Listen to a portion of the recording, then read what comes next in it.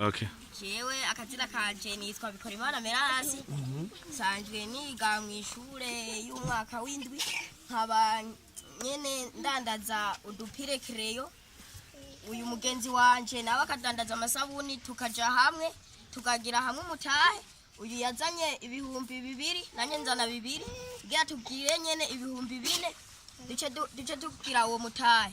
Hama rero inyungu yiwacu nkubu mu kwicenda urabona ko abavyeyi bikunda kubagora nk'abafise abavyeyi benshi abana benshi turashobora guca dukuramwo muri ya nyungu twatwungutse kugira ngo tugure agakaye agakarabo. Wewe wavuze izina ryawe wewe utwane nawe Cyanje nitwa Niyonkuru Richard abandandaza amasabuni ndandaza amasabuni twateganije umutahe nuno mugenzi wanje kugira turabe ko twokwiyunganganya reka gutwenga rero nk'ubu ushobora gusanga abavyeyi bibagora aca turaba tukitaniza nk'agakaye tukagura agakaye mugo umutahe si munini ya gose navyumvise ko ari umutahe w'ibihumbi 4 mwiyumviriye neza cyane none ubu mwa mumaze kunguka muri ivyo bihumbi 4 mumaze kuronka nyungu ngana gute igihumbi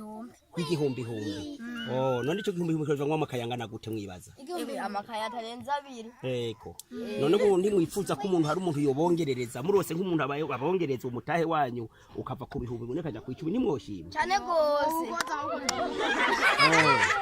Okay mufise umugambi mwiza kandi ndashimye abana bose nimba bakora none iyo muyarose ntimugwa muyagura ibitumbura n'ibindi abayaronka bakayajana mu nyama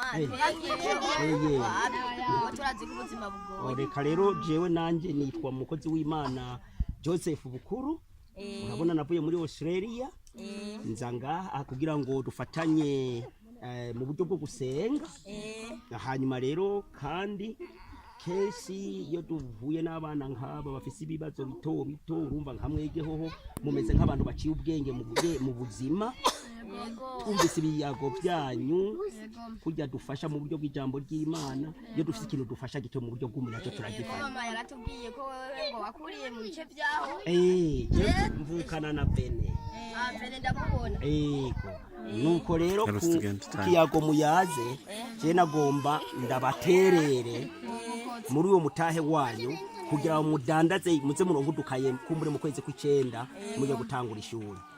Ndasavye kabisa ya mafaranga muze muyadaza kuko nyuma musanze mufise umutima mwiza mukomeze kwiyungunganya abavye muze mubafate mu mugongo ngoma ndabahe agatahe gatoyi muze mwiyungunganye mwongereze umutahe wawe.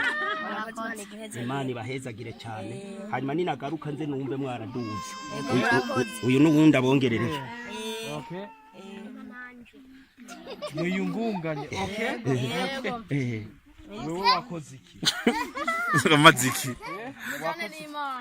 Imana turajyanye muza guca mwese muze guhura n'Imana. Imana ibahezagire murakoze. Amena kandi muze mubandanye mukorere hamwe n'iciyumviro ni cyiza cyane ni ciyumviro cyiza. Uyu mucamo wanje turacari kumwe kweri ku bintu byo kujyana